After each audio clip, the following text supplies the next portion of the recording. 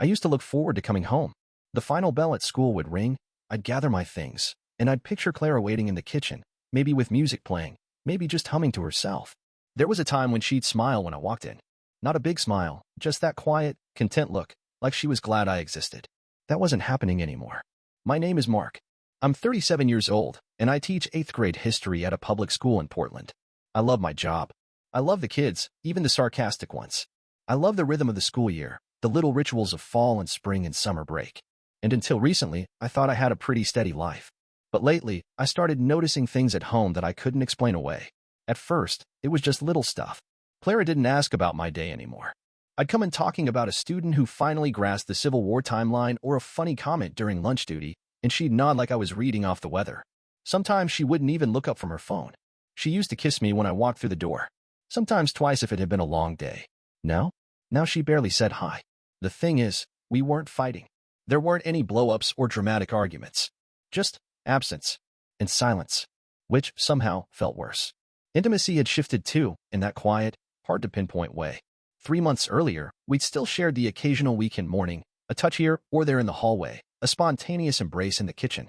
But lately, even her body seemed off-limits. I'd reach for her, and she'd flinch, not overly, just enough to communicate disinterest. Sometimes she'd pull away and mumble something about being tired. So I did what I thought you're supposed to do. I tried to meet her halfway. I started folding the laundry more, clearing out the dishwasher without being asked. One night, I even deep-cleaned the bathroom, hoping she'd notice.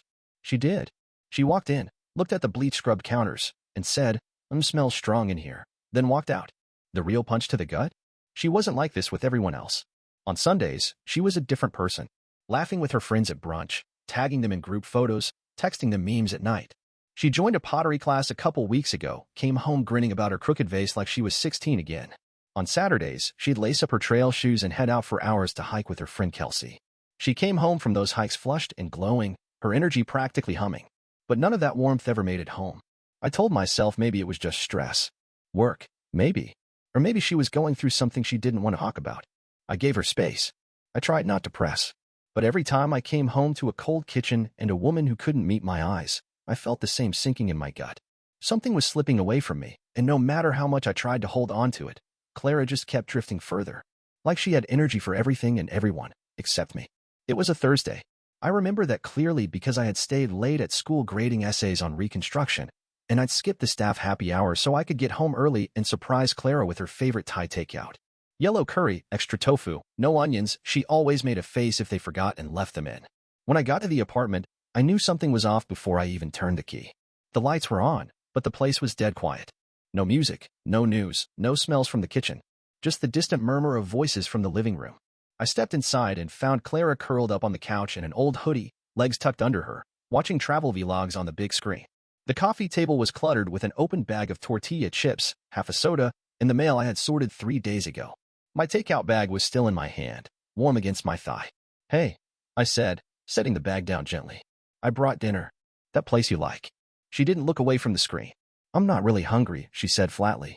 I waited a beat, trying to give her space, but something inside me stirred. I didn't sit down.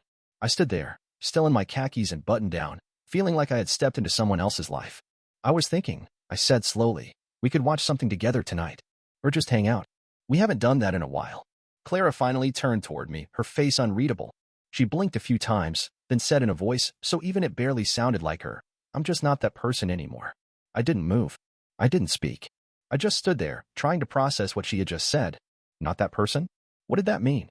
"Sorry," she added, her eyes drifting back to the screen. "It's nothing personal." Nothing personal. That's what people say when they fire you. When they forget your birthday. When they break something you care about and walk away like it never mattered. I sat down at the edge of the couch, but she didn't shift to make space. I wasn't sure if she even noticed. For a long time, we sat like that, me in silence, her eyes glued to some couple backpacking through South America while our untouched dinner sat cooling on the counter. Later that night, I lay awake in bed, staring at the ceiling while Clara scrolled on her phone beside me. At some point she turned over and fell asleep, her back facing me like a wall. That was the moment I knew. This wasn't about stress or being tired. It wasn't burnout. It wasn't hormones. It wasn't seasonal blues. It was apathy. She had checked out of this marriage, and I'd been too afraid to admit it. I was still trying to be the glue, still trying to keep the machine running while she pulled further and further away. I had been holding up something that didn't want to be held anymore. and it was killing me. The next morning, I didn't make the coffee. It was a small thing, but in our house, it was part of the routine. Every day, I'd grind the beans, fill the machine, and set out her favorite mug, the one with the faded sunflowers. It had become a quiet kind of ritual. My way of saying, I'm still trying. But that morning, I didn't grind the beans. I didn't even go near the kitchen. I got dressed in silence and left for school without waking her. I didn't scribble a note or send a text. No, have a good day, no reminder that we needed groceries. Just left.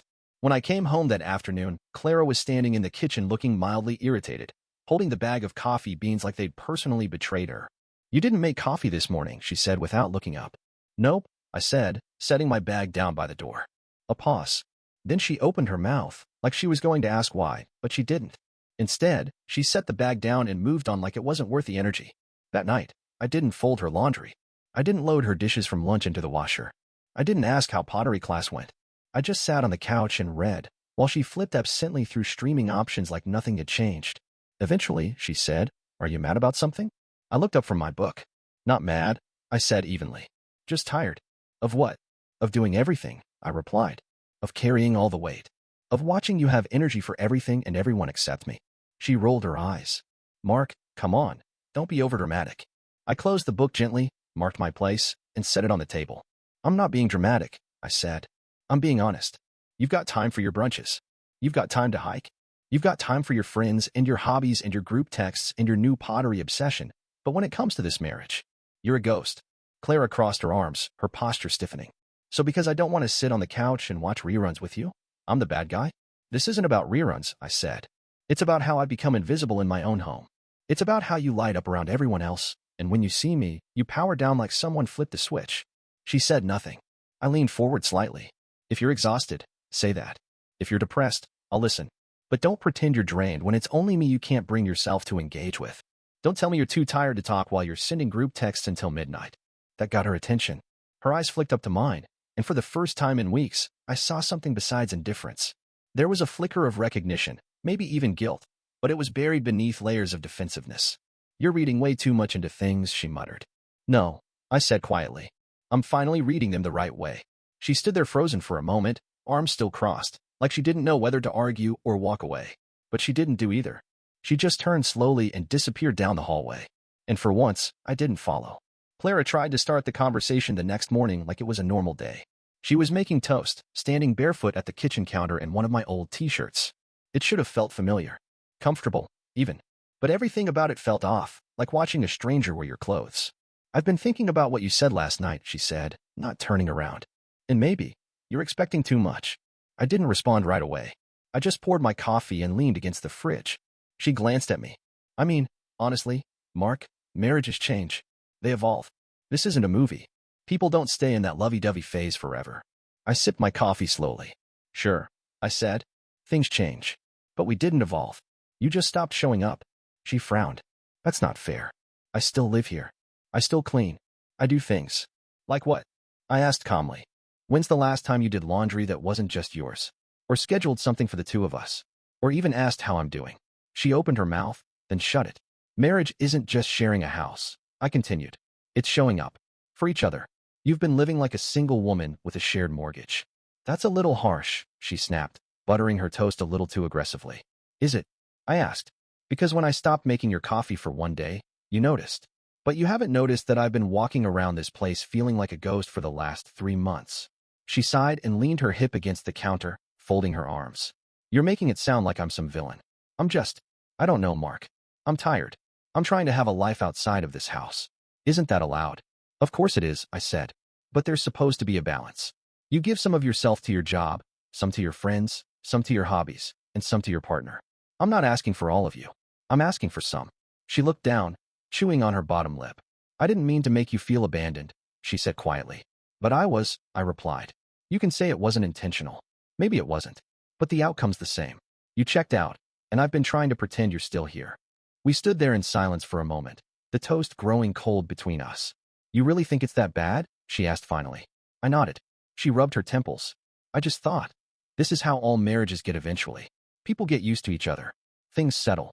I shook my head. "Settling doesn't mean giving up. You didn't just get comfortable. You stopped caring." She blinked fast, like she was trying not to cry, but I wasn't sure if it was because she agreed with me or because she was trying to find a way to deny it. Clara, I said, voice steady. I don't want a roommate who occasionally buys groceries. I want a partner. If that's not what you want anymore, then at least be honest about it. She swallowed hard and looked down at the floor. For once, the silence wasn't mine to carry, and I didn't try to fill it. I stopped picking up her slack. Not in a dramatic way, just gradually, the way someone might stop watering a dying plant once they realize it won't come back. I made my meals, did my laundry.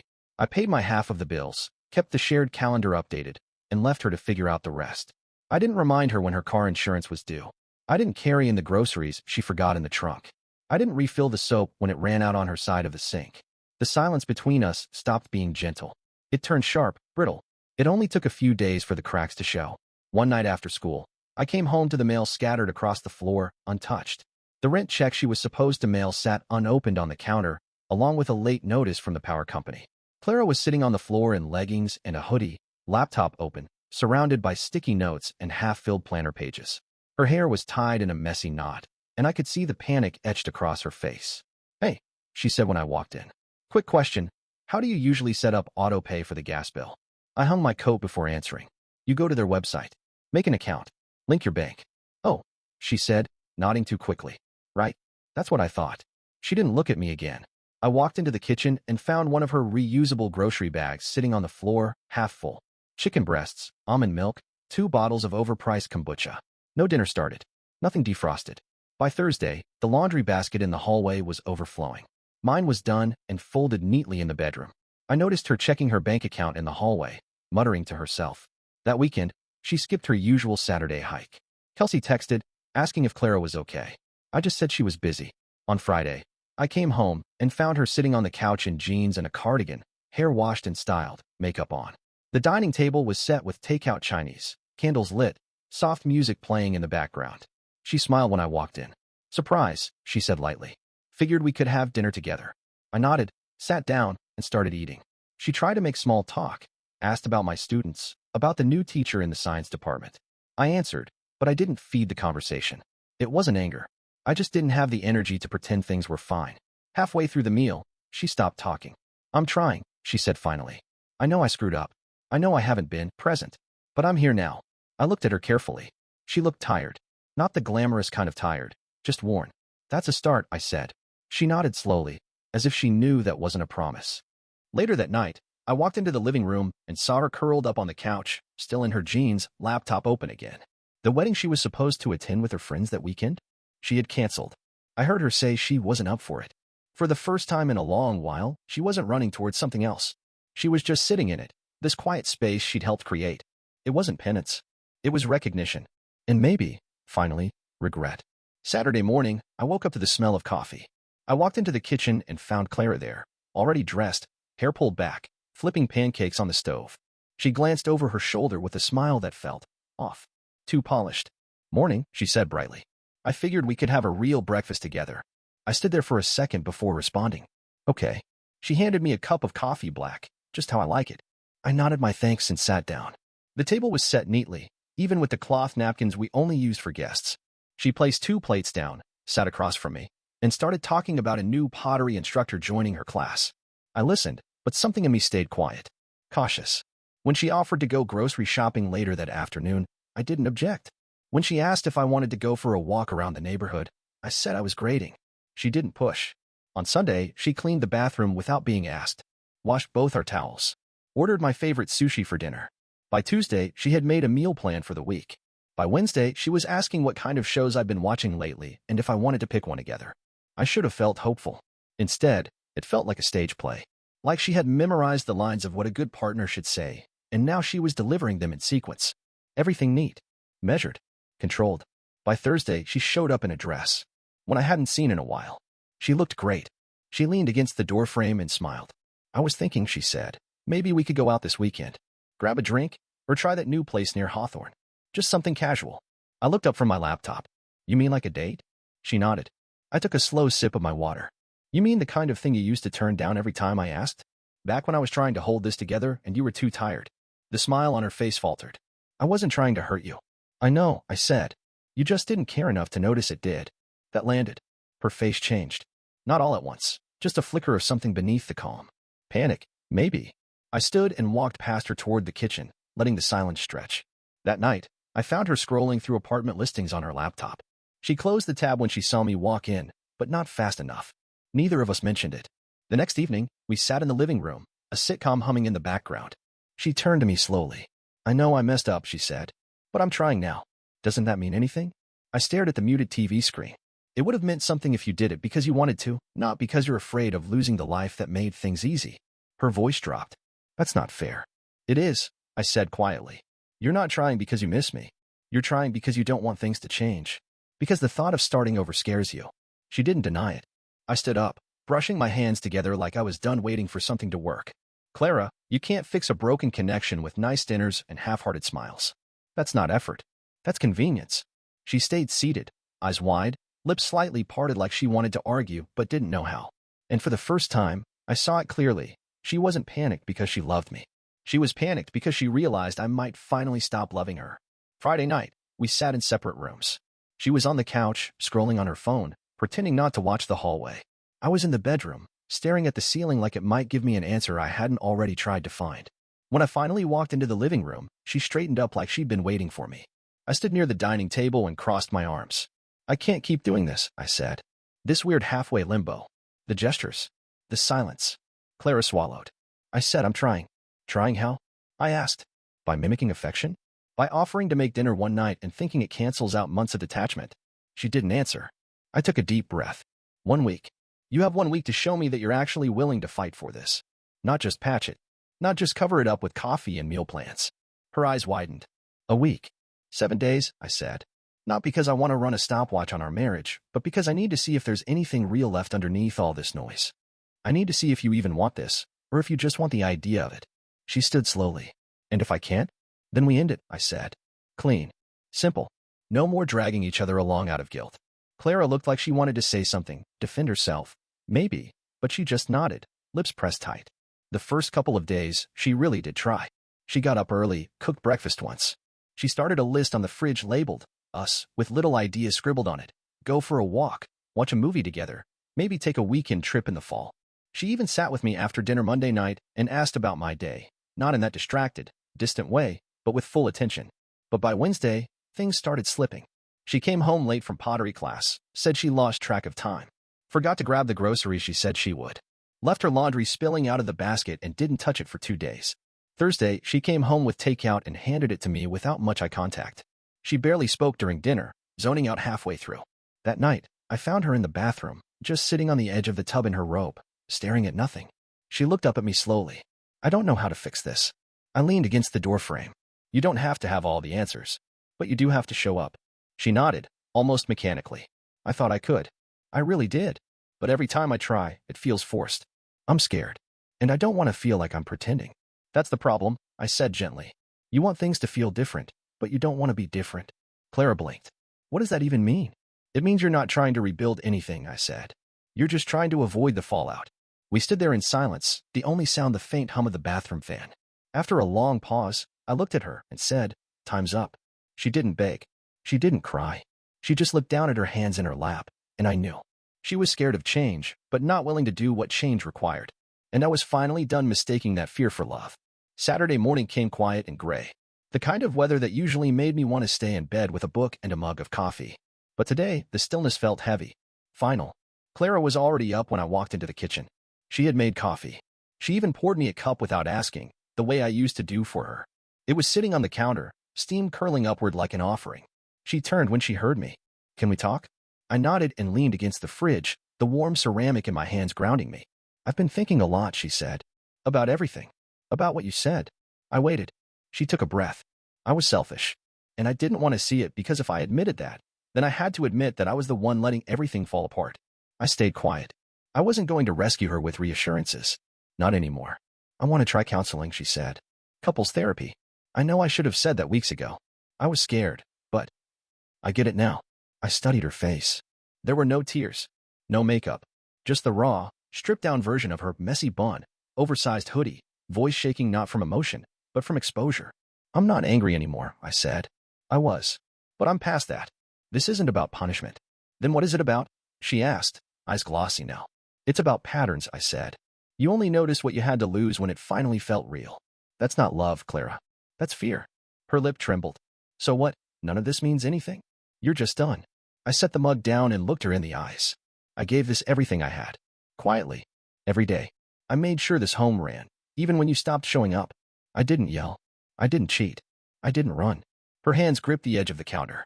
I just got lost, she whispered. I thought you'd always be there. That's the thing, I said. You didn't think about me at all. You just assumed I'd hold it up no matter how heavy it got. And I did, until I couldn't anymore. She wiped her face with the sleeve of her hoodie. I can change, she said. Then change, I replied. But don't do it for me. Don't do it just to keep this apartment or avoid the sting of a breakup. Do it because you finally see the difference between comfort and connection. Clara's eyes searched mine like she was looking for some sign of mercy. Some small doorway back into the life we used to share. I'm going to file, I said softly. You'll have 30 days to move out. Her shoulders sagged like the sentence had pulled the air from her lungs. I picked up my bag from beside the door, zipped it shut, and slung it over my shoulder. She didn't say anything as I turned the knob. I hesitated for a second, just long enough to feel the weight of the moment settle. Then I opened the door, stepped outside, and shut it behind me. No yelling. No one chasing after me. Just the sound of my own footsteps, steady and sure, down the apartment stairs. It didn't feel triumphant, but it did feel clean. And for the first time in months, I felt something close to peace.